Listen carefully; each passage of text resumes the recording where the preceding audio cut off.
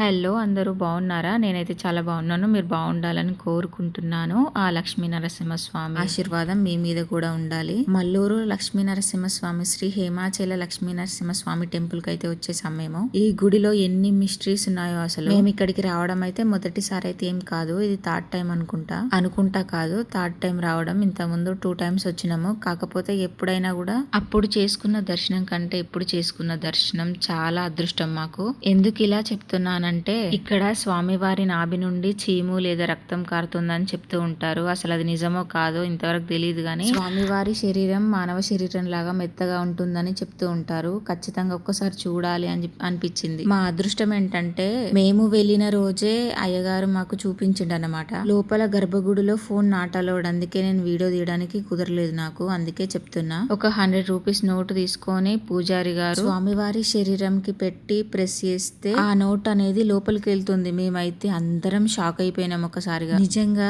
ఎంత అదృష్టం ఉంటే ఇట్లాంటి చూస్తాం మనం. అసలు ఎంత హ్యాపీగా అనిపించింది అంటే ఈసారి దర్శనం మామూలుగా కాలేదు, చాలా హ్యాపీగా అనిపించింది. ఇంకా మా పిల్లలను కూడా పూజారి గారికి ఇస్తే స్వామివారిని తాకించి ఇచ్చిందనమాట. స్వామివారి శరీరాన్ని తాకే అదృష్టం నా పిల్లలకు కలిగింది. పైన గర్భగుడిలో ఫోన్ నాట్ అలౌడ్, అందుకే నేనేం వీడియోస్ తీయలేదు. ఇన్ని రోజులు ఈ గుడి గురించి నేను చాలా విన్నాను కానీ ఎప్పుడు కూడా అంతగా అనుకోలేదు. కానీ ఈ రోజు కళ్ళతో చూసేసరికి అసలు నోట్లో నుండి మాటే రాలేదు. ఎంత గొప్ప దేవుడు, ఎంత గొప్ప దర్శనం. అసలు ఇక్కడ స్వామి వారి దగ్గర వాటర్ కూడా వస్తాయి. అవి ఎక్కడి నుంచి వస్తాయి అనేది కూడా ఇంతవరకు ఎవ్వరికి తెలియదు. ఆ వాటర్ అనేది స్వామివారి పాదాల నుండి వస్తాయి. ఇలాంటి హెల్త్ ఇష్యూస్ ఉన్నా కూడా, సంతానం లేకపోయినా ఇక్కడికి వస్తే మాత్రం ఖచ్చితంగా అన్ని బాగుంటాయని చెప్తున్నారు. నాతో పాటు మీరు కూడా దర్శనం చేసుకోండి. మీరు మాత్రం చిన్న సబ్స్క్రైబ్ చేసుకోండి. ఉంటాను.